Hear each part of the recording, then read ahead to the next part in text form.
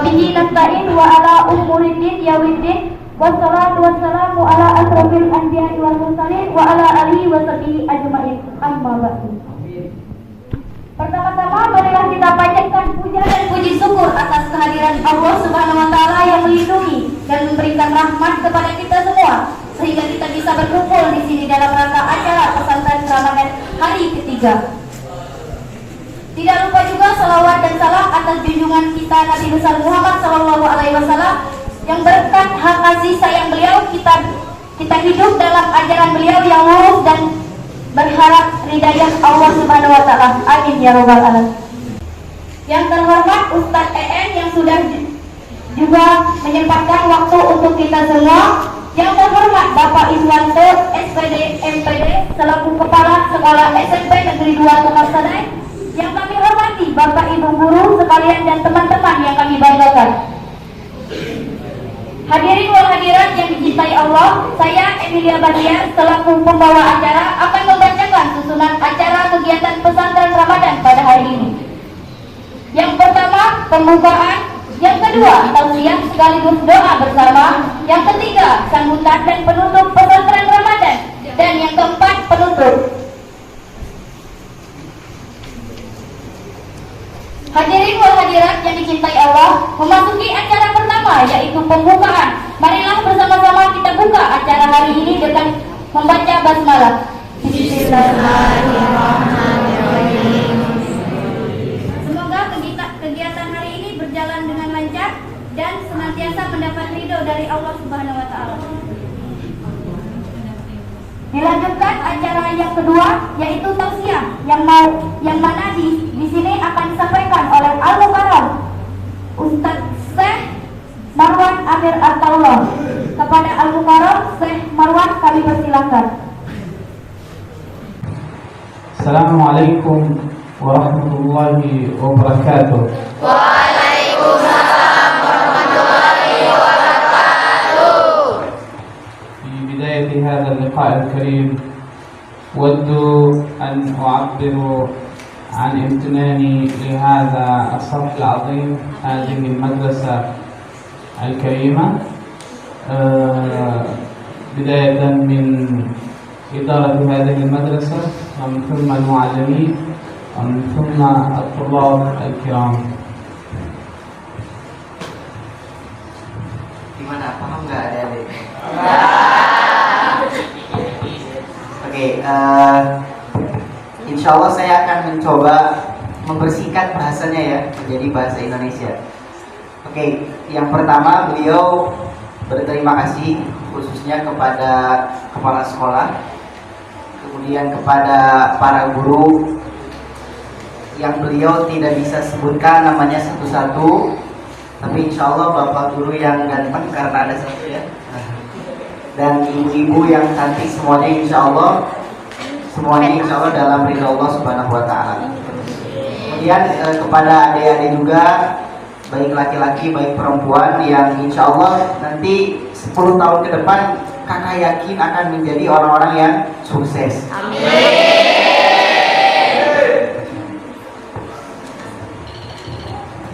Inna al-ilma bina'un lil-umam. Inna al-ilma bina'un lil-hadarat. Ya ayyuhal tullab al-kiram, antum imadul ummah wa bil ilmi ترتقي الأمم. فوصية الأولى أن تلتزموا بالعلم والمعرفة، فإن العلم يرتقي بالإنسان إلى درجات علا، وإن مستقبل الطلاب مرهون بالعلم، فبالعلم نرتقي وبالعلم نصل وبالعلم نحقق أهدافنا في المستقبل.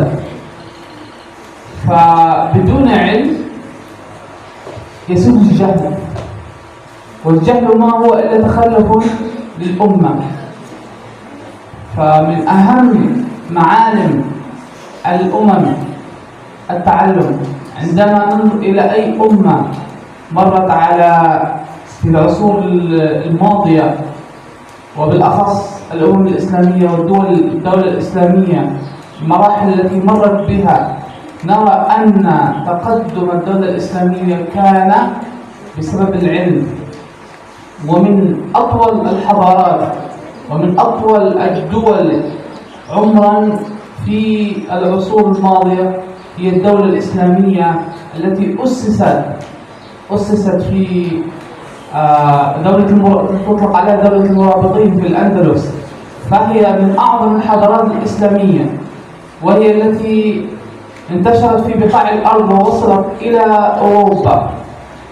وفتح المسلمون إسبانيا، إشبيلية، فتح المسلمون البرتغال، وكان قائدها عبد الرحمن الداخل.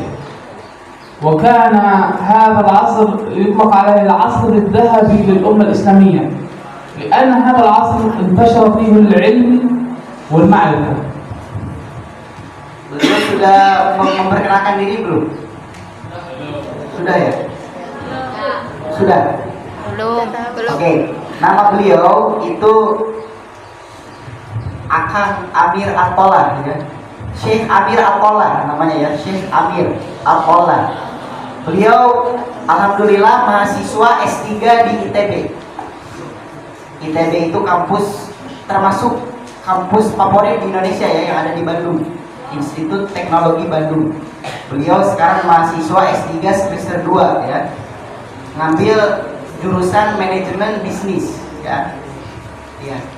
Mungkin adik-adik bertanya itu di sampingnya siapa ya? Di sampingnya namanya Faisal ya.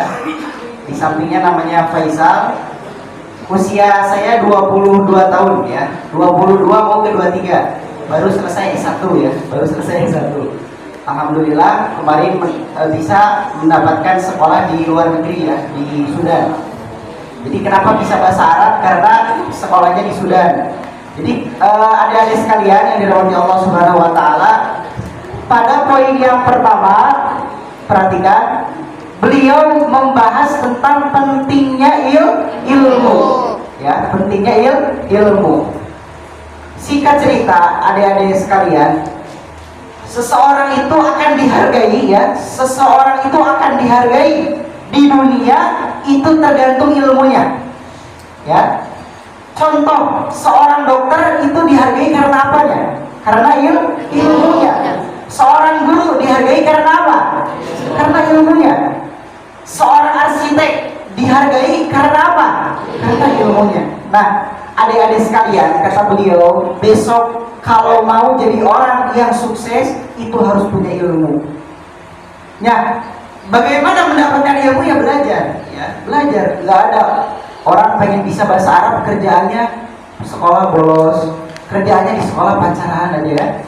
SMP pacaran, SMA pacaran, kuliah pacaran, pengen jadi guru nggak bisa ya. Harus belajar ya. Cinta itu tidak akan menghasilkan ilmu ya. Tapi nanti insya Allah ketika adik-adik sudah SMP selesai ya, SMA juga selesai, nanti ada kesempatan kuliah S1 ya, insya Allah nanti mencari cinta, cintanya akan berkualitas ya. Ini dijadikan moto hidup adik-adik sekalian, hati-hati. Ini jadikan moto hidup gimana? Cinta orang yang berkualitas akan mendatangkan cinta yang berkualitas. Iya, ya. Jadi kalau adik-adik sekarang SMP sudah pacaran, ini juga akal-akal abang-abang sudah pacaran, itu kualitas cintanya remeh sekali, ya. Paling jajan, beli bakso, bentar pulang, ya kan? Tapi nanti kalau udah sukses, insya Allah akan mendapatkan pasangan yang halal, maksudnya suami istri yang lebih baik. Oke, insya Allah kalau di sini nggak ada yang pacaran, insya Allah yakin saya, ya, yakin, insya Allah ya. Oke, kata beliau juga, adik-adik perhatikan, ilmu itu akan menentukan kualitas keadaan sebuah bangsa. Ya, jadi Indonesia ini dilihat nanti misalkan 10 tahun ke depan mau seperti apa, kualitas kedokterannya seperti apa, kualitas sekolahnya seperti apa, itu tergantung adik-adik sekarang. Kalau adik-adik sekarang belajarnya rajin, disiplin ya, kemudian taat kepada guru, hormat kepada guru, besok Indonesia akan mendapatkan prestasi yang sangat banyak dari semua bidang. Bidang kedokteran, bidang kearsitekan dan lain sebagainya. Nah itu. Coba saya mau bertanya dulu, di sini yang mempunyai cita-cita menjadi dokter angkat tangan. Ada yang menjadi dokter? Jangan malu-malu angkat tangannya. Ini di bulan Ramadan kita doakan. Yang angkat tangannya dengan berani, semoga nanti 10 tahun ke depan jadi betulan. Ya, coba angkat tangannya dulu. Yang mau jadi dokter, angkat tangan. Gak ada ya, dokter ya? Dokter itu insya Allah hidupnya enak ya. Hidupnya enak, kemudian bisa bantu orang untuk yang sakit itu dibantu sama dokter. Ada? Nggak ada. Yang jadi polisi ada angkat tangan? Satu orang? Oke. Insya Allah kita doakan semoga menjadi polisi yang soleh, amin ya. Amin. Yang kaya raya, insya Allah, amin. Kemudian yang mau jadi dokter kandungan khusus ini, ada nggak? Laki-laki kalau ada yang ngacung boleh juga, ada juga laki-laki dokter kandungan, ada juga. Perhatikan, adik-adik sekalian, kunci sukses yang pertama punya tujuan, ya. Adik bayangkan gini, adik keluar rumah nggak tahu ini mau kemana, nggak tahu, pokoknya keluar rumah aja. Nanti ada orang ngajak pakai motor, ikut. Ada orang ada truk naik, ya, karena nggak tahu tujuan. Coba kalau adik-adik keluar dari rumah punya tujuan, ya. Punya tujuan apa? Saya jam 7 mau ke sekolah. Ya sudah, langsung ke sekolah. Nah ini hati-hati. Adik-adik kalau nggak ada tujuan, ini bahaya. Saya dulu ketika SMP sudah ditulis, saya harus sarjana di luar negeri. Tulis dari SMP. Alhamdulillah Allah berikan jalan. Nah ini adik-adik harus ditulis juga. Apa cita-citanya? Coba diulangi lagi. Yang mau jadi arsitek angkat tangan. Ada? Enggak ya. Yang mau jadi guru angkat tangan. Yang lainnya gimana nih? Yang nggak angkat tangan? Coba sebutkan apa cita-citanya apa? Sebutkan. Curhat. Ayo. Jadi orang kaya TNI yang mau jadi TNI angkat tangan coba. Yang jadi TNI, Masya Allah.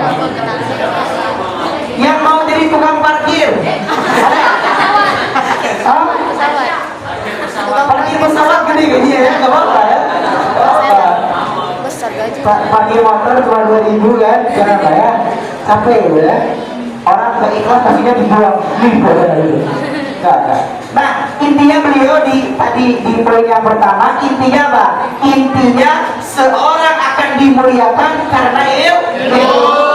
Dan kita harus punya cita-cita. Nah, cita-cita itu harus digapai dengan cara rajin belajar.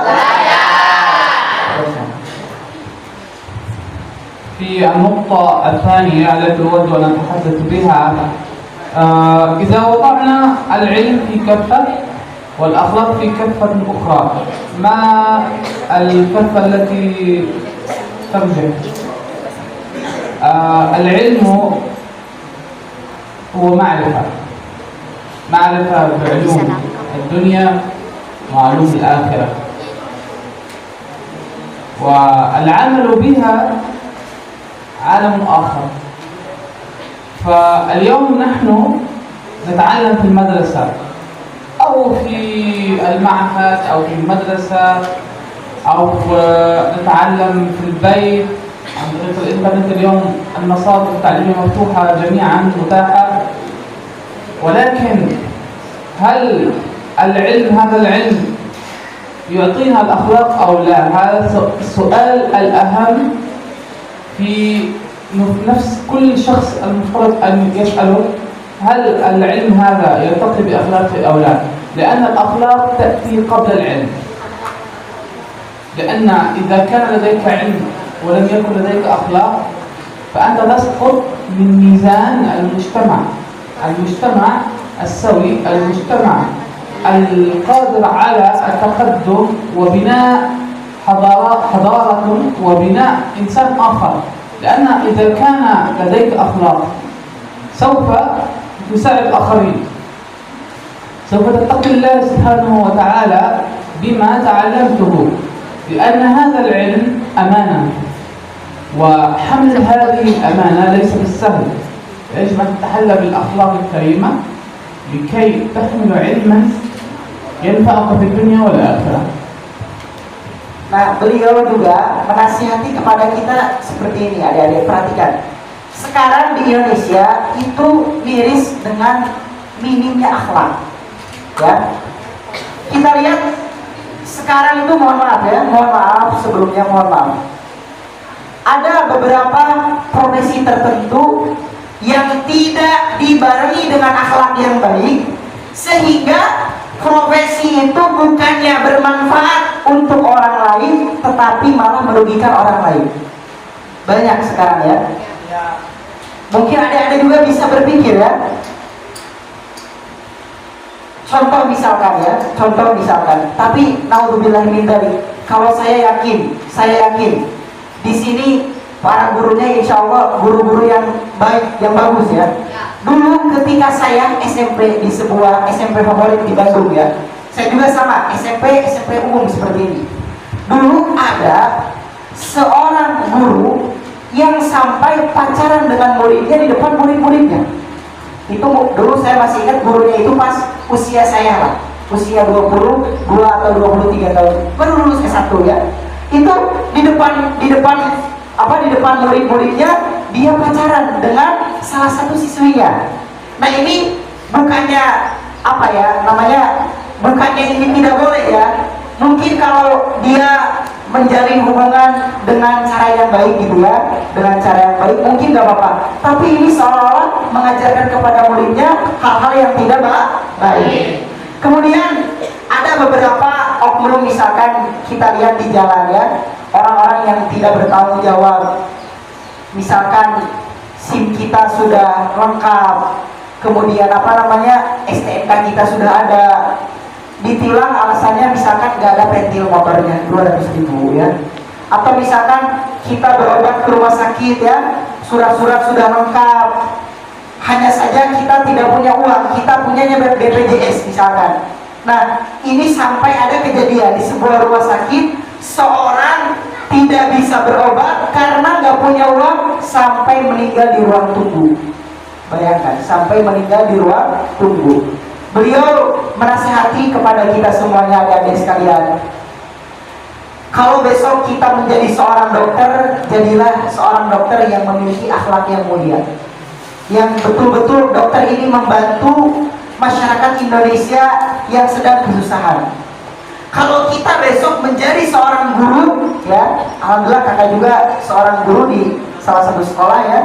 Jadilah kita guru yang menjadi panutan bagi murid-murid kita dari segi akhlak, dari segi bicara, dari segi berkomunikasi dengan anak didik seperti apa. Kalau kita besok jadi polisi, jadilah polisi yang bisa melindungi masyarakat. Ketika masyarakat ada kasus kehilangan, kita yang membantu mereka misalkan kan. Nah, adik-adik sekalian, beliau mengatakan dari sekarang adik-adik mulai memperbaiki akhlak ya, terutama kepada guru dan orang tua. Perhatikan, ini kaidah penting.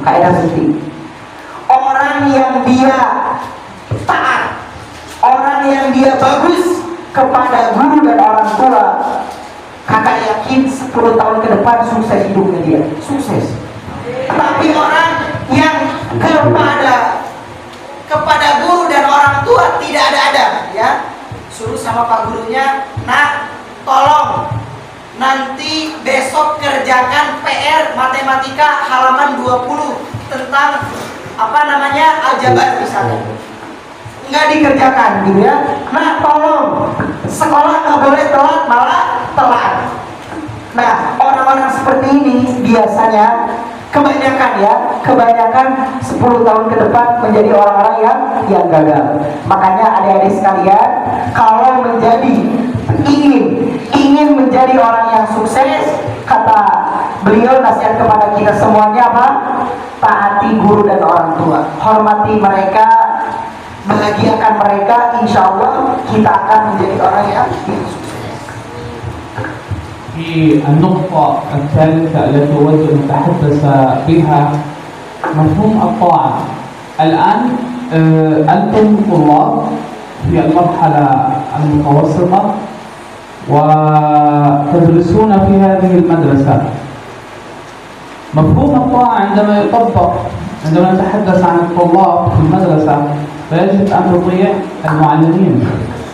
فإطاعة المعلم هي جزء من المنظومة التعليمية وجزء من الطريقة لتلقي المعلومة، لأن إذا يعني لم تطع المدرس وكان هناك أعمال شغب فلن تصل المعلومة بالطريقة الصحيحة. وطاعة المعلم كطاعة الأب والأم، لأن كما قال الشاعر وكان المعلم أن يكون رسولا، فيجب طاعة المعلم والأخذ بعين الاعتبار لما يبذله من جهد لكي يوصل ما يحمله من علم ومن رسالة للعلم إلى الطالب، إلى كل طالب هنا. فلذلك إن طاعة المعلم وطاعة الآباء هم على حد سواء في نفس القالب. وأيضا يجب أن تعلم أن طاعة الوالدين أيضا شيء عظيم لكي يوفق الله سبحانه وتعالى كل طالب هنا في الدراسة، لأن أبويك يعني يتعبون الليل نهارا لكي يوفروا لك المال وكل احتياجاتك. فهذا من أركان الطاعة. فطاعة المعلم، طاعة الآباء، طاعة الإدارة في المدرسة جزء من المنظومة التعليمية. Oke, kemudian beliau mengajak berpikir kepada kita, para murid-murid sekalian. Kalian hari ini ya bisa datang ke sekolah ya, dikasih uang jajan, punya sepatu yang layak, punya tas yang layak. Itu semua rezeki dari Allah Subhanahu wa taala. Memang itu rezeki dari Allah. Tapi itu adalah usaha ibu bapak kalian di rumah. Ya. Mungkin orang tua kalian petani ya, rela jam segini gitu ya pergi ke sawah atau pergi ke kebun sawit gitu kan, ngangkat sawit yang sangat berat ya, saung-saung seperti ini ya, berjemur di terik matahari yang sangat menyengat gitu kan. Kemudian kalau bapak kalian seorang pedagang, itu ke pasar misalkan setelah subuh langsung ke pasar jualan ya, itu demi siapa? Itu demi kalian. Nah, kalian seyogianya seharusnya sebagai seorang anak berpikir ke sana. Jangan sampai keringat orang tua kalian, olehnya mereka mencari uang, kalian balas dengan main-main ketika belajar di sekolah. Ya, ini jangan sampai. Coba kalian yang suka sepak bola, dikembangkan. Nanti kalau ada O2SN ikut, semoga menjadi juara provinsi, itu kan, juara kabupaten. Banggakan orang tua kalian dengan prestasi kalian. Misalkan perempuan suka biologi, nanti besok ada olimpiade biologi, ikut menjadi juara. Yang bangga siapa? Yang bangga orang tua kalian, yang bangga guru-guru kalian, ya. Nah, ini beliau yang pertama mengajak kepada kita, marilah kita serius dalam belajar, kita balas keringat orang tua kita, doa ibu kita, ya. Ibu kita tuh mendoakan kepada kita, ya Allah, semoga anak saya di sekolah ini sekolahnya pintar, sekolahnya sukses. Nah, kalian jangan sia-siakan keringat bapak kalian dan doa ibu kalian dengan hal-hal yang kurang bermanfaat, ya. Nah, kemudian beliau mengatakan seperti ini. Beliau mengatakan guru dan orang tua ini memiliki peranan yang tidak bisa dipisahkan, ya. Orang tua mencoba memberikan fasilitas, ya, secara memberikan makan, memberikan minum, memberikan tempat tinggal. Nah, guru pun mencoba memberikan ilmu kepada kalian. Karena ini dua aspek yang tidak bisa dipisahkan. Kalian datang ke sekolah belum sarapan, ya, nggak punya baju, nggak punya kantong, nggak punya tas, nggak punya sepatu, ini kurang maksimal juga sekolah. Atau kalian fasilitas lengkap tetapi nggak ada guru, ini juga kurang lengkap. Makanya kata beliau, mari beliau mengajak kepada kita semuanya untuk senantiasa mentaati perintah guru dan orang tua selama perintahnya itu baik. Disebutkan seorang guru itu aslinya menggantikan peran Nabi Muhammad SAW. Nabi Muhammad dulu mendidik para sahabat, dan ibu bapak guru mendidik para anak bangsa. Jadi bukan hanya memberikan materi di kelas, tapi mendidik juga bagaimana cara menjadi anak bangsa yang berakhlak mulia. Kata beliau, insya Allah siapa yang menghargai guru dan orang tuanya pasti akan menjadi orang yang sukses. في النقطة الأخيرة التي أود أن أتحدث فيها هي عن فلسطين. فأنا أتيت من فلسطين إلى هذا البلد الكريم بغرض الدراسة، ولكن أستغل وجودي هنا في دولة إندونيسيا لكي أوضح ما يحدث في بلدي، لكي أنشر رسالة إلى الإخوة هنا في إندونيسيا حول ما يحدث في فلسطين. وبما أني الآن في مدرسة متوسطة، فأود أن أتكلم قليلا عن وضع الطلاب في فلسطين. فهناك في فلسطين الطلاب يعانون من الكثير من المشاكل. بمعنى الآن يعني كل شخص هنا، كل طالب يجب أن يكون ممتن لما هو عليه. فهناك على الجانب الآخر من في بلاد أخرى كفلسطين الطلاب لا يجدون الاحتياجات الأساسية التي هي متوفرة وهي طبيعية هنا. فكل شخص يعتقد أن ما هو عليه وما يملكه الآن هو شيء عادي وشيء طبيعي أن يكون. فهناك على الجانب الآخر الطلاب لا يحصلون مثلا على شنطة مدرسية، ليس هناك بيئة دراسية آمنة، في أي وقت قد يموتون، ليس هناك فصل دراسي، ليس هناك احتياجات للطلاب متوفرة بشكل كامل. فامتناننا على ما نحن عليه هذا جزء من امتنان لله سبحانه وتعالى. واليوم يعني في فلسطين ما يعانيه هناك إخوانكم يفوق التصور مما يحدث من اعتداءات يومية على الشعب الفلسطيني من قبل الاحتلال الإسرائيلي، وذلك يمنع أو يحد من تطور النظام التعليمي وكافة مناحي الحياة في فلسطين. هذا يعني الآن أعتقد الجميع يشاهد الأخبار وما يحدث في المسجد الأقصى من اعتداءات يومية على المصلين ومنعهم من الصلاة. وأود أن أذكر أن المسجد الأقصى هو مسجد ليس فقط للفلسطينيين بل للمسلمين أجمعين، وإنه مسجدكم، فدعمكم ونصرتكم للأقصى ولإخوانكم في فلسطين هو دعم للحق، دعم للحرية. هذا وبارك الله فيكم، والسلام عليكم ورحمة الله وبركاته. Waalaikumsalam warahmatullahi wabarakatuh. Oke, sekarang beliau sedikit menjelaskan tentang keadaan anak-anak seumuran kalian di Palestina, ya. Palestina itu termasuk negara ya, negara yang dulunya eksis seperti Indonesia. Bahkan termasuk kalau kita membaca sejarah, ada beberapa negara yang membantu kemerdekaan Indonesia di zaman Soekarno ya. Itu salah satunya adalah Palestina. Sampai pertama ulama besar Palestina dan pemimpin Palestina pada saat itu mengatakan kepada Soekarno, wahai Soekarno, saya akan memberikan semua harta saya akan mengerahkan tenaga saya agar Indonesia merdeka. Ini adalah komunikasi Soekarno dengan orang-orang besar di Palestina 1900 sekian ya.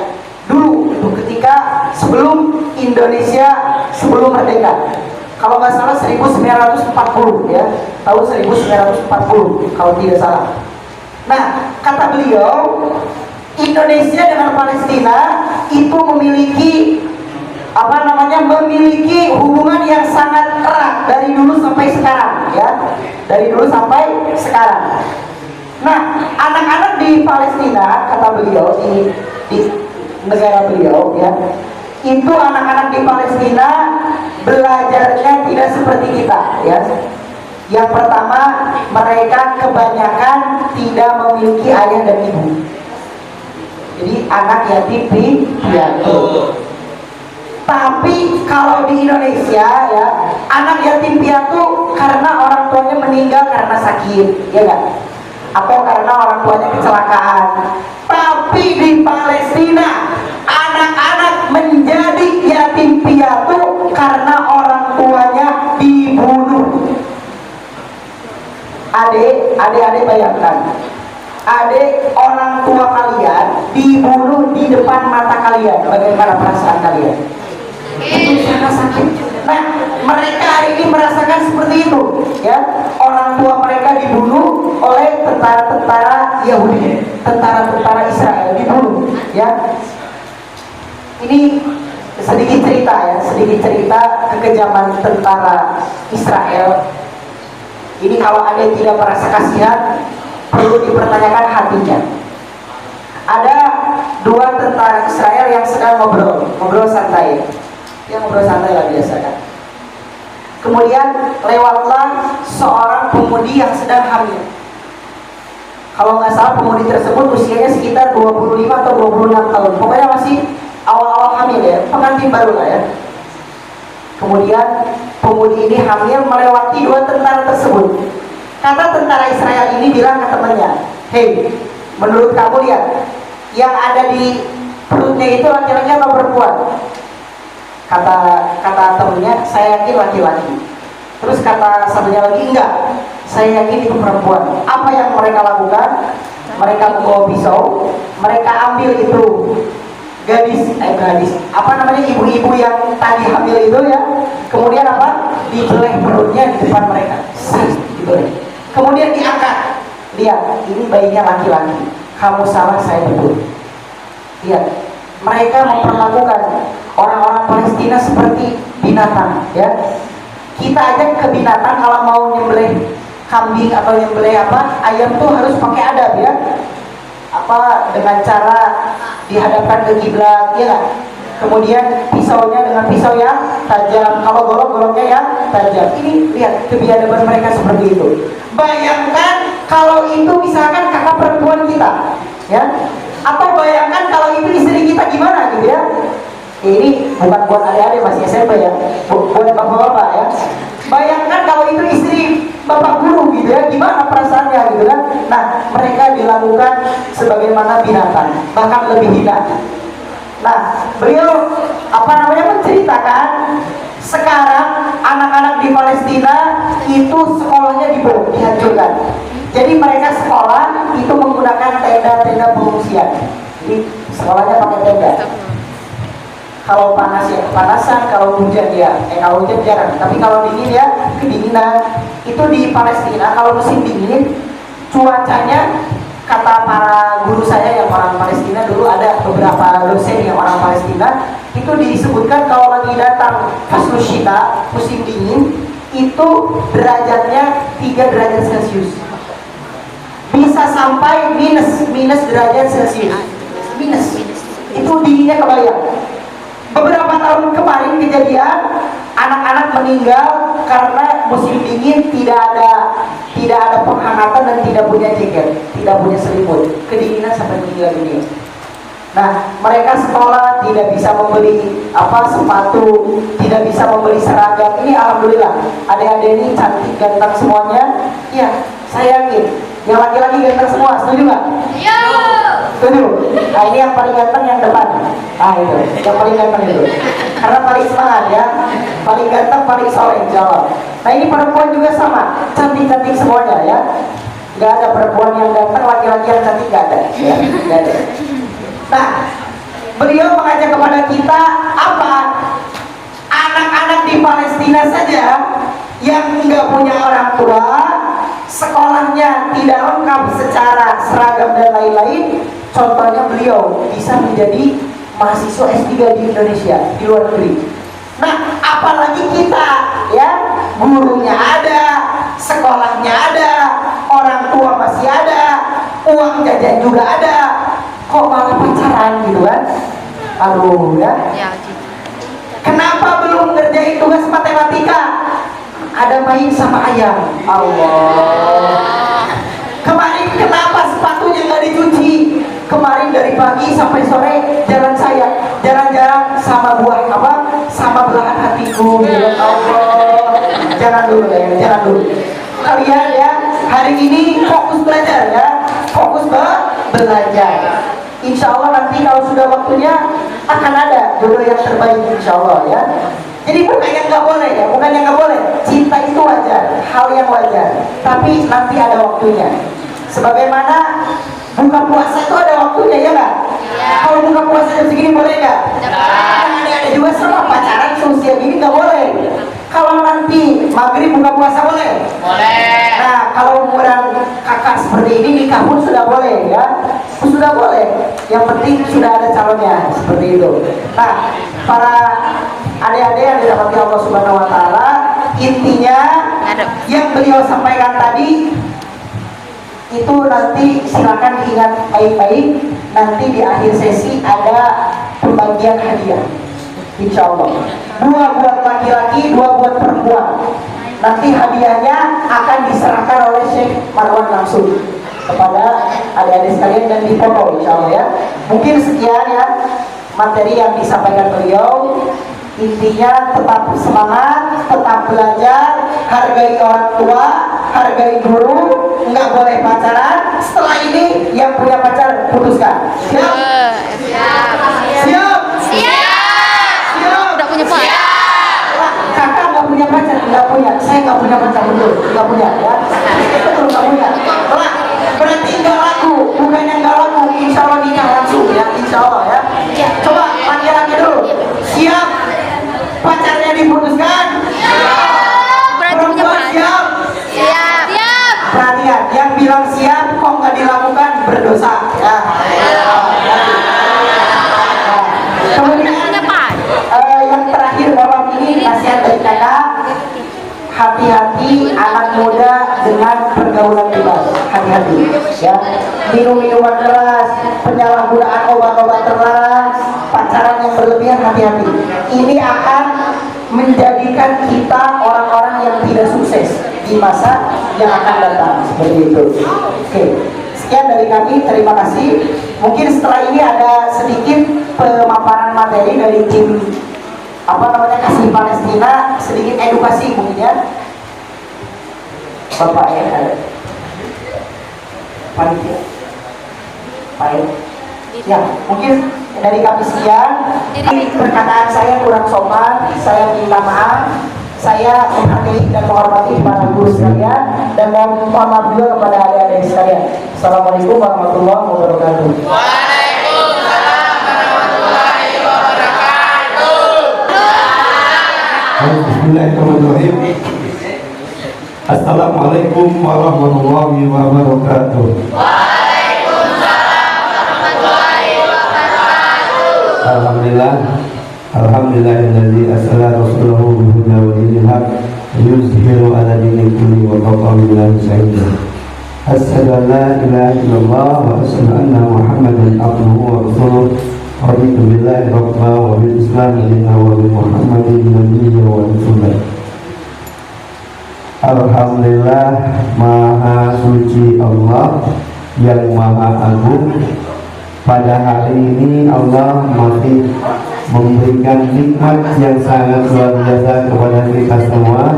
Allah masih memberikan nikmat sehat sehingga kita masih kuat untuk melangkahkan kaki kita dalam rangka menjaga amanah dari orang tua atau menjadi pelajar yang terbaik. Karena kami yakin suatu saat akan hadir pemimpin-pemimpin yang ada di Bangka Selatan ini akan terbit dari SMP 2 Tukang Sadai. Kami yakin suatu saat nanti generasi-generasi yang akan duduk di Provinsi Bangka Belitung akan hadir dari SMP Negeri 2 Tukang Sadai. Bahkan yang akan memegang tongkat estafet kepemimpinan bangsa ini, insya Allah SMP Negeri 2 Tukang Sadai. Takbir! Alhamdulillah, hari ini kami bersama Syekh Marwan Amir Atullah. Jadi selama hampir 10 hari lebih kami bersama Syekh keliling Bangka Belitung. Kemarin perjalanan kami ke SMP 3 Bakam. Setelah itu lanjut ke Mentok, silaturahim ke Donatur. Malamnya pulang, tiba di Pangkal Pinang sekitar jam 12 malam. Pagi tadi berangkat pada subuh jam 6. Kesini mohon maaf kepala sekolah, ibu-ibu, bapak-bapak, adik-adik semua. Jadi agenda yang seharusnya kita datang jam 8.30 ternyata molor jam 9.30 karena semuanya dalam keadaan capek dan perjalanan juga agak banyak mobil besar motor dan supirnya ngantuk. Jadi demi keamanan lebih baik kami telat daripada terjadi sesuatu. Suatu keberkahan bagi kami hari ini bisa hadir di SMP Negeri 2 Tukang Sadai bersama Syekh. Kenapa yang kita hadirkan Syekh? Kemarin kita agendakan yaitu Ustadz Fahri. Dan Ustadz Fahri jauh-jauh hari sudah mengokekan untuk hadir di beberapa SMP di Pangkal Pinang, tapi beliau ada amanah 2 hari yang lalu masih mendampingi Ustadz Abi Maki. Jadi Ustadz Fahri itu adalah asisten dan Ustadz pengganti Abi Maki. Dan misi di TV One Trans 7. Jadi kita hadirkan Syekh Palestina karena di sini ada sebuah inspirasi yang muncul dari saudara-saudara kita di Palestina, sebuah motivasi yang muncul untuk para pelajar Indonesia yang hadir dari bumi Palestina. Apalagi Syekh yang bersama kita adalah Syekh yang datangnya dari kota Gaza. Kota Gaza itu adalah kota para penghafal Al-Quran. Anak-anak usia 8 tahun sampai ibu-ibu yang usia 70 tahun semangat belajar Al-Quran, semangat menghafal Al-Quran itu sangat luar biasa. Bahkan tidak akan pernah dijumpai di Palestina, di kota Gaza, satu rumahnya tidak ada penghafal Quran. Jadi setiap kota Gaza itu rumah-rumahnya rata-rata minimal 1 sampai 5 orang penghafal Quran. Maka kenapa sampai saat hari ini Palestina masih tetap berdiri, Palestina masih tetap ada, Palestina masih kuat menghadapi Zionis tentara Israel, karena di sana masih ada sebuah kota suci yaitu kota Gaza. Dan kita tahu kota Gaza itu kota penghafal Quran, dan kota Gaza sama dengan Pulau Bangka. Kota Gaza itu dikelilingi oleh laut, tetapi penjara terbesar di dunia adalah kota Gaza, karena kotanya mirip dengan dari Beliau sampai ke Buali itu dibangun tembok yang tingginya 15 meter, bawahnya 5 meter. Dari Tobuali sampai ke Mentok dibangun juga tembok rasial yang ukurannya 5 meter ke bawah dan atasnya 15 meter. Begitu juga dari Mentok Jebus sampai ke Beliau itu dikurung juga dengan tembok rasial yang tingginya 15 meter yang atasnya dipasang oleh kawan. Jadi bagaimana Bang mereka bisa keluar? Bagaimana sehnya bisa sampai di sini? Maka itulah semangat belajar dari orang-orang Gaza sangat luar biasa. Walaupun dalam keadaan negara konflik, negara yang sedang perang, negara yang sedang diserang, bahkan gedung-gedung sekolahnya itu yang menutupi atapnya Allah Subhanahu wa taala.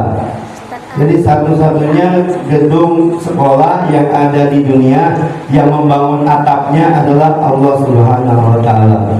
Kok Allah yang bangunnya? Jadi kira-kira atapnya apa? Langit. Langit, atap ini. Dan papan tulisnya tidak bagus seperti ini. Papan tulisnya bolong-bolong. Tapi semangat orang Gaza luar biasa. Saya yang bersama kita, beliau adalah salah satu dari orang Gaza yang mau menuntut ilmu. Semangat menuntut ilmunya. Sekarang beliau lagi menjalankan pendidikan S3 di ITB. Ini adalah semangat yang luar biasa. Yuk kita jalan-jalan sebentar ke kota Gaza. Mau nggak kita ajak jalan-jalan ke kota Gaza? Nah, inilah kota Gaza.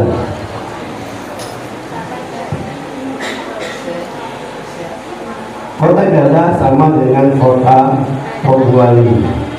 Di sana ada laut, tetapi di Tobuali kita bebas mencari ikan. Di kota Gaza hanya jarak 6 mil. Mencari ikan lewat dari 6 mil mereka harus ditembak sama tentara Israel. Kota Gaza, anak kota Gaza sama dengan anak-anak Tobuali. Ingin main sepeda, ingin main layangan, ingin main sekal, ingin main apalah pokoknya. Dan anak orang tua di orang-orang Gaza sama dengan orang-orang di Tobuali.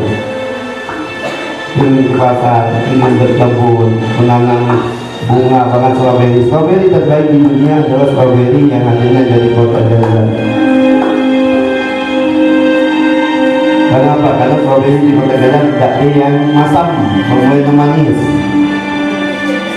Asal makan stroberi itu muka ada yang ngeringnya terang. Nah, anak-anak kota Gaza sama juga ingin mendapatkan pendidikan yang layak, tetapi apa yang terjadi di kota Gaza saat ini?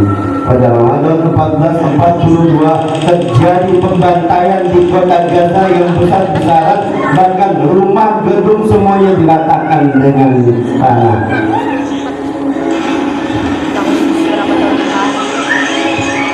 Dengan sahabat-sahabat semua, pemandangan seperti ini selalu terjadi bukan hanya saat ini, bukan hanya di bulan Ramadan, tetapi serangan terbesar yang terjadi di sekitar tahun 2014 adalah serangan yang membumi hanguskan kota Gaza.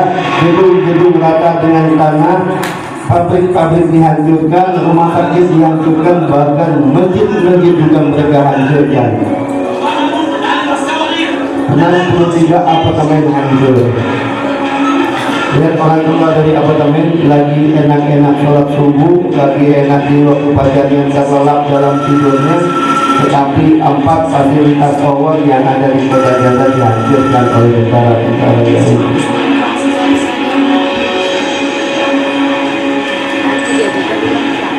Lihat gedung ini dihancurkan dari bawah sampai ke kanan.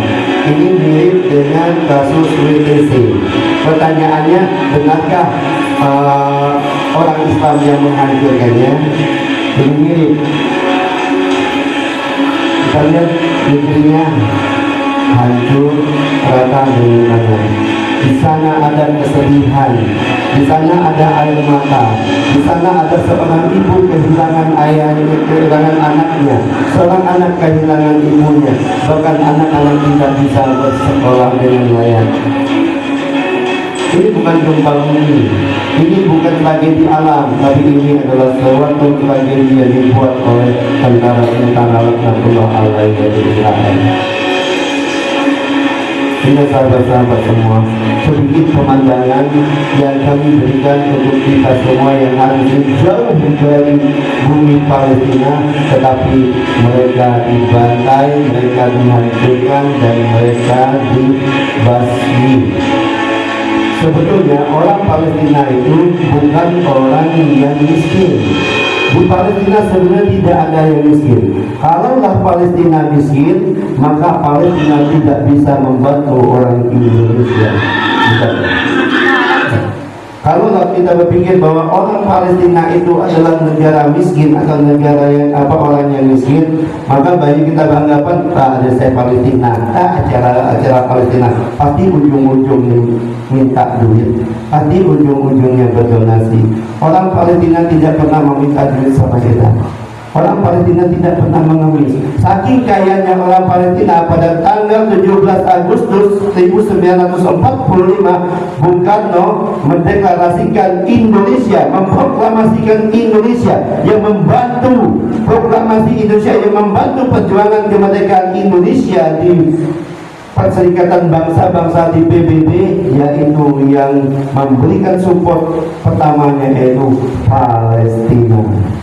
Bukan satu orang Palestina, tapi ada seorang menteri Palestina yang mempunyai harta yang sangat banyak, aset yang sangat banyak, dan berkata kepada Bung Karno, ya Bung Karno, silakan ambil semua harta saya, silakan ambil semua aset saya, silakan ambil semua yang saya miliki, surat-surat berharga yang saya miliki, bebaskan Indonesia, merdekakan Indonesia. Pada saat itu Palestina sedang merdeka, Palestina sedang bebas, dan Palestina lah yang memberikan bantuan kepada kita semua.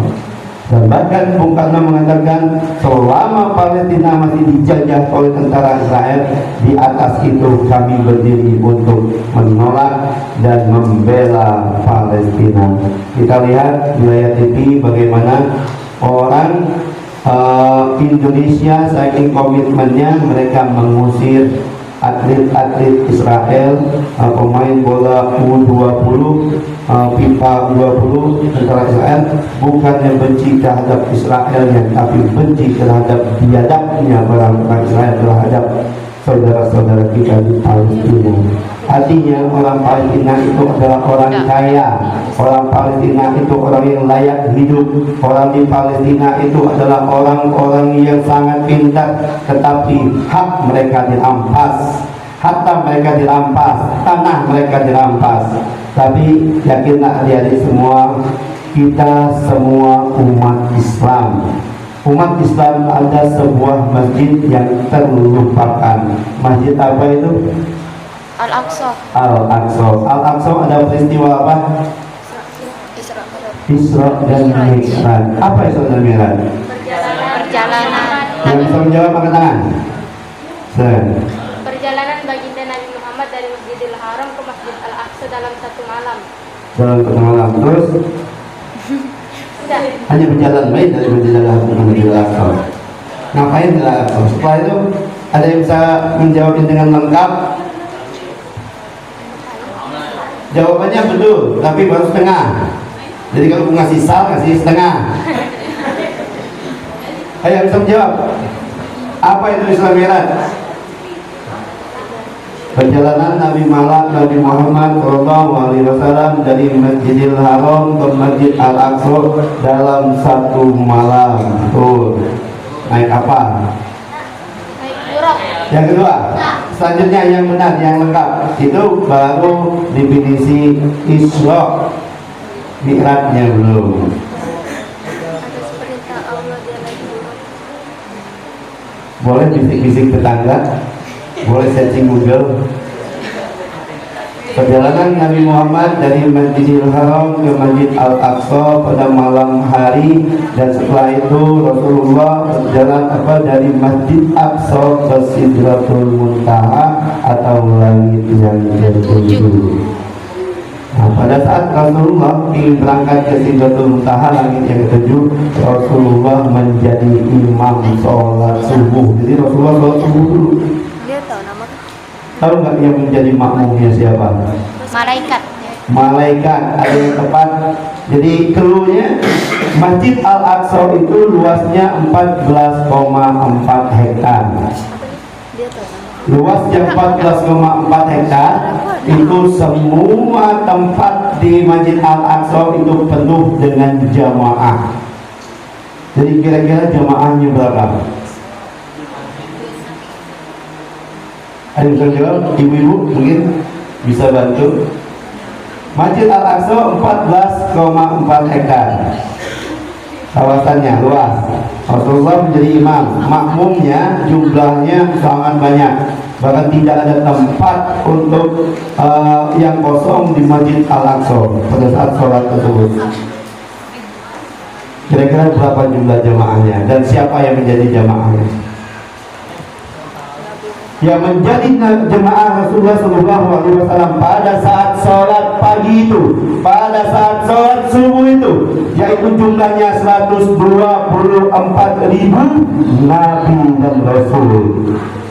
Bayangkan pada saat sholat itu Nabi dan Rasul semuanya dari Nabi Adam sampai Nabi Isa, yang jumlahnya nabi-nabi yang lain 124.000 Nabi dan Rasul. Artinya Nabi dan Rasul mengamanahkan Al-Aqsa untuk umat Islam, untuk Rasulullah menjadi pemimpin Nabi dan Rasul. Seluruh tapak tangan Nabi dan Rasul, seluruh tapak kaki Nabi dan Rasul, seluruh hidung dan jidat Nabi dan Rasul sujud di Masjid Al-Aqsa. Maka Al-Aqsa adalah tanah yang diberkahi. Tetapi hari ini kita saksikan apa yang terjadi di Masjid Al-Aqsa. Al-Aqsa yang menjadi kiblat pertama umat Islam. Beberapa hari yang lalu orang sholat di Masjid Al-Aqsa diusir, tidak bisa sholat di Masjid Al-Aqsa. Bahkan informasi yang kami dapatkan, yang bisa sholat di Masjid Al-Aqsa ialah ibu-ibu yang usianya 50 tahun ke atas. Bahkan Syekh yang bersama kita, Syekh Marwan Amin At-Tawlah, belum pernah sholat di Masjid Al-Aqsa. Bukannya mereka tidak mau, tetapi mereka tidak bisa. Pada saat orang-orang Palestina dari kota Gaza ingin sholat di Masjid Al-Aqsa, mereka akan mendapatkan hadiah yang spesial dari tentara-tentara Yahudi. Apakah hadiah itu? Jantung mereka akan siap ditembus peluru-peluru dari tentara Yahudi. Inilah pemandangan di Masjid Al-Aqsa. Ini bukan beberapa tahun yang lalu, ini bukan beberapa bulan yang silam, ini terjadi di bulan Ramadan 1444 Hijriah. Semuanya menyaksikan, seluruh umat Islam menyaksikan, bahkan kita yang ada di Tauhri, ada di Bukan Sada ini menyaksikan. Pertanyaannya, kenapa kita diam saja? Lihat orang sholat dipukul, tangannya diikat, kakinya diikat, dipukul, diinjak, ditendang, dan masjid itu diikat. Bayangkan kalau kita berada di sini, masjidnya dibakar. Ini adalah Masjid Al-Aqsa.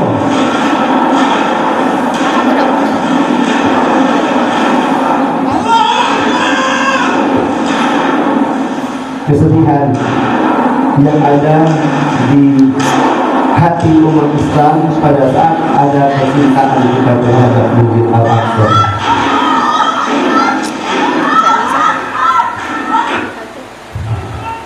Makanya 2 hari setelah itu seluruh umat Islam, para pemuda-pemuda Palestina, mereka berkumpul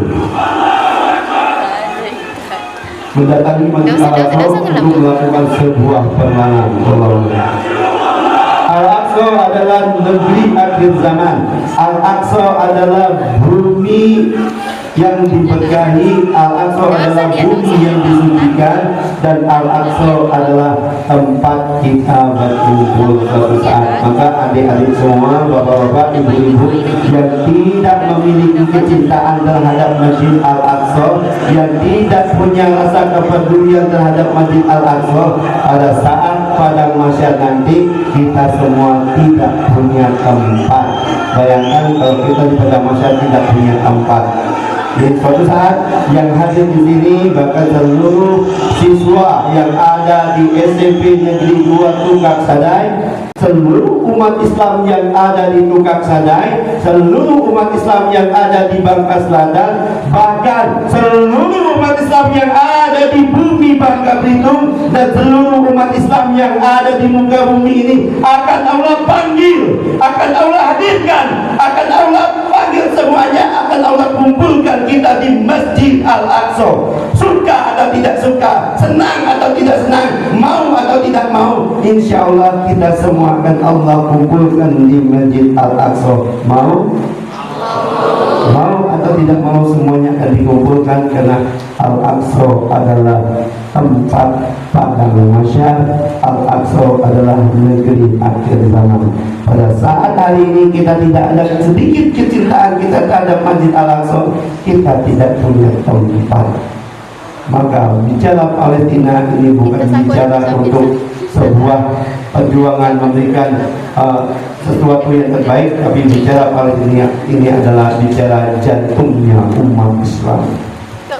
Baik, adik-adik semua, inilah kita ingin berkenalkan Al-Aqsa, sehingga pada saat Isra Mi'raj nanti, Isra Mi'raj yang paling meriah di sini karena kita tahu perjalanan Nabi Muhammad, sejarahnya seperti apa, dan tahu Al-Aqsa. Baik, kami akan menyampaikan sedikit kabar gembira dari kami, Kasih Palestina dan Serupun Inspirasi Foundation.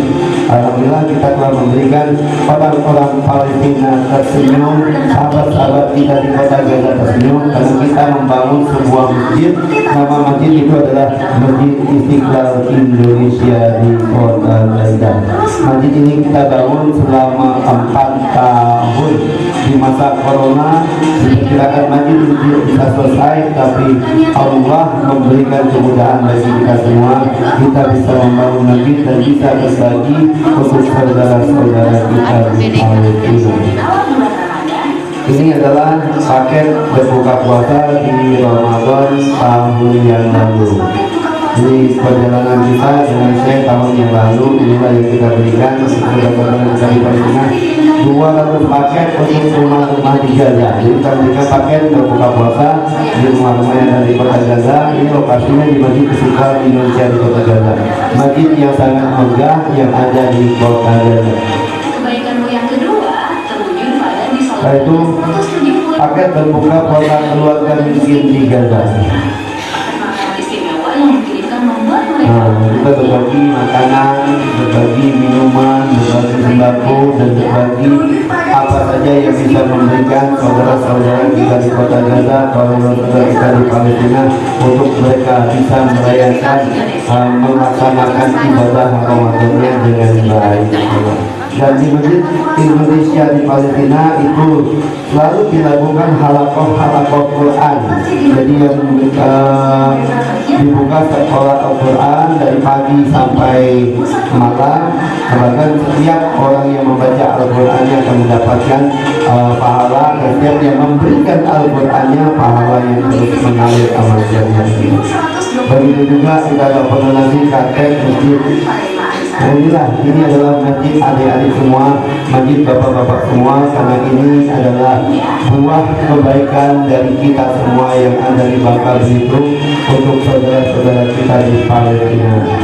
Sebuah kebanggaan kita di orang Bangka Belitung dan khususnya Bangka Selatan dengan hubungan dengan Masjid Istiqlal Indonesia di Palestina. Masjidnya di Palestina di kota Gaza, tetapi yang meresmikannya adalah Gubernur Bangka Belitung. Yang meresmikan Masjid Istiqlal Indonesia adalah Pak Edzali Rosman Johan, yang memberikan sambutan pada saat resmian Masjid Istiqlal Indonesia, yaitu Wakil Bupati Bangka Selatan. Siapakah dia? Beliau adalah pembina Wendy Wayus, beliau adalah Ibu Dewi. Ingin lihat nanti video di YouTube-nya, silakan klik akun YouTube peresmian Masjid Indonesia di Palestina. Itu saksikan, nanti ada Ibu Dewi dan ada Pak Gubernur Bangka Belitung. Ini adalah suatu kebanggaan kita orang Bangka Belitung, masjid di Palestina, tapi yang meresmikannya adalah Indonesia, Bangka Belitung dan Bangka Selatan. Inilah buah kebaikan dari adik-adik semua. Sampaikan informasi ini kepada ayah, bunda, sampaikan kepada guru-guru yang ada, bahkan sampaikan seluruh masyarakat yang belum pernah mendapatkan informasi ini. Kita ada sebuah masjid, nama masjid itu adalah Masjid Istiqlal Indonesia di Palestina, yang tempatnya di Palestina di Provinsi Khan Yunis, tapi yang meresmikannya adalah orang Bangka Belitung. Dan sambutan pertamanya yang disampaikan oleh Ibu Dewi Wakil Bupati dan Masyarakat. Ini adalah suatu kebanggaan bagi kita semua. Sampaikan informasi ini. Insya Allah di Masjid Istiqlal Indonesia banyak kebaikan-kebaikan yang kita berikan, dan kami tidak menunjukkan videonya full. Di sini ada program pembagian 1000 mushaf Quran di beberapa masjid di Gaza, dan kita ada pembangunan instalasi sumur bersih, dan sampai saat ini sudah terbangun 20 instalasi sumur bersih yang bisa diminum langsung oleh saudara-saudara kita di Palestina. Dan setiap hari Jumat hari ini di Masjid Istiqlal Indonesia di Palestina dibagikan 1 juta roti untuk saudara-saudara kita yang ada di sekitar Masjid Istiqlal Indonesia. Sebentar lagi Lebaran kita memberikan paket lebaran untuk anak-anak para syuhada, untuk anak yatim para syuhada di Gaza Palestina. Dan setelah Idul Fitri nanti mendekati Idul Adha, insya Allah kita dari Kasih Palestina dan khususnya Grup Inspirasi Foundation Bangka Belitung akan mengirimkan kurban terbaik dari para donatur Indonesia di Bangka Belitung untuk mengirimkan kurbannya ke Gaza Palestina. Barangkali ibu-ibu, bapak-bapak yang tahun ini mengingat yang berkurban, kalau ada rezeki lebih bolehlah kita kirimkan untuk saudara-saudara kita di Palestina. Itu pahalanya lebih dari pada saat kita berkorban itu. Kenapa? Karena Palestina adalah negeri yang diberkahi. Artinya setiap amalan-amalan apapun yang kita berikan, yang kita lakukan di Palestina dan khususnya Masjid Al-Aqsa, maka pahalanya juga akan berlipat ganda. Apalagi yang kita memberikan kurbannya, yang makan daging kurban kita adalah para penghafal Quran, orang-orang yang hafiz Quran, dan anak-anak yatim yang orang tuanya syahid dan orang tuanya syuhada dalam rangka membela agama Allah, menjaga negeri Al-Aqsa untuk kita semua.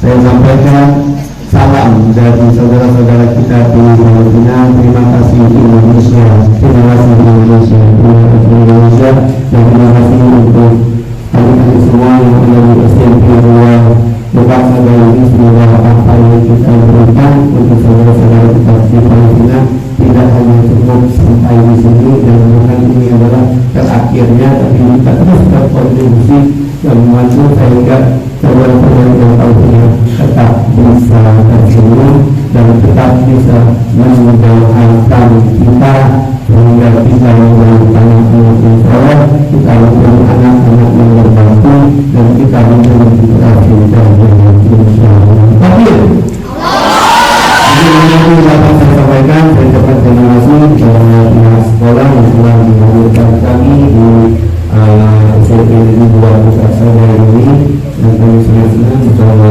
Syekh.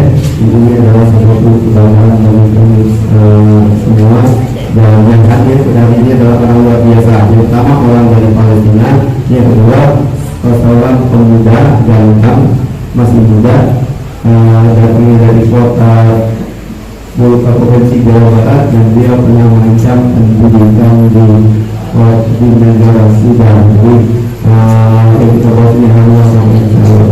Terima kasih atas kesempatannya. Kepada Allah saya mohon ampun atas segala kekhilafan dan kesombongan diri kami, dan kepada Allah kami mohon ampun. Adik-adik semua, dan saya jangan pernah merasa lelah dan jangan pernah merasa bosan untuk menuntut ilmu. Karena ingat, gantungkan prestasi, gantungkan cita-cita kita karena orang tua Anda adalah orang yang selalu mendoakan sehingga Anda menjadi orang-orang yang benar. Jangan sia-siakan waktu kita dengan 4 kata. Hanya jangan menghabiskan masa kita untuk 4 kata, 4 huruf tadi. Maka 4 huruf tadi insya Allah suatu saat kita meninggalkan 4 huruf tadi, 5 huruf ini kita akan bahagia. Apakah 5 huruf itu? Yang pertama P, yang kedua A, yang ketiga C, yang keempat A, yang kelima E, yang keenam A, yang ketujuh E. Bacaan. Jangan cacatnya bacaan dulu, tenang dulu, tenang dulu ya. Insyaallah. Yang banyak kita lihat di media sosial yang menjadi korban di media sosial rusaknya generasi bangsa itu dari virus bacaan. Dan alhamdulillah saya tidak pernah pacaran dan menikah kenal 2 hari langsung nikah. Alhamdulillah. Bahkan nikah kami yang dipisah, yang laki sebelah kanan, yang ini di punggung bawah. Tapi alhamdulillah itu keberkahan dari Allah Subhanahu wa taala. Ingat, tidak ada pacaran dalam Islam. Kalau Anda ingin sukses, lupakan pacaran, lupakan pacar Anda, putus hari ini. Terima kasih. Assalamualaikum warahmatullahi wabarakatuh.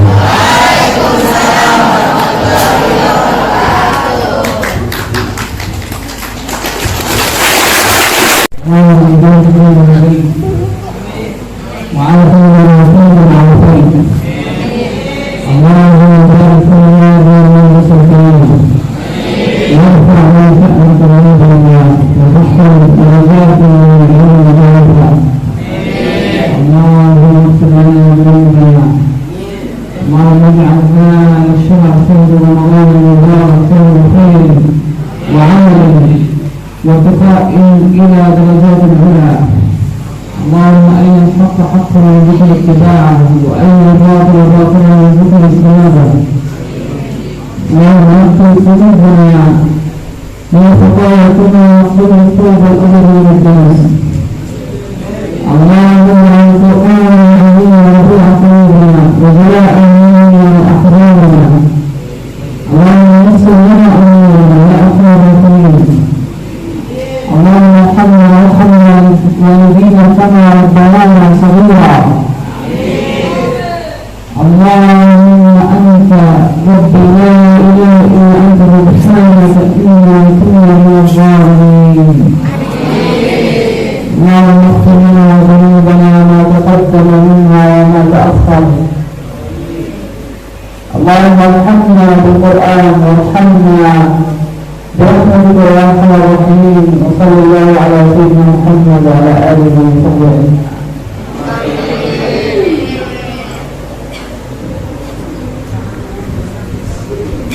Terima kasih kepada Ustaz Amir At-Tawar atas kajiannya. Sungguh sangat bermanfaat untuk kami semua. Semoga kami semua mampu untuk menerapkannya dan semakin menjadi pribadi yang lebih baik lagi. Amin ya rabbal alamin. Assalamualaikum warahmatullahi wabarakatuh.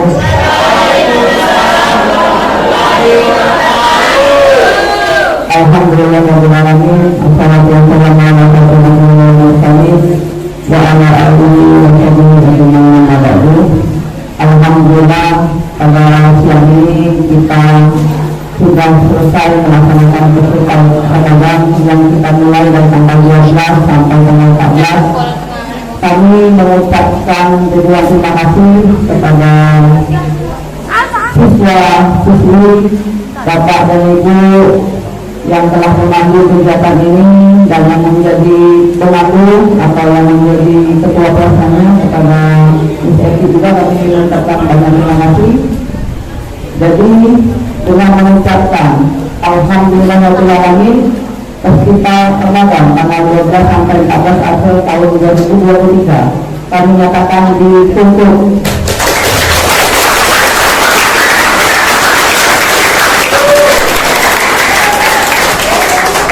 Wassalamualaikum warahmatullahi wabarakatuh.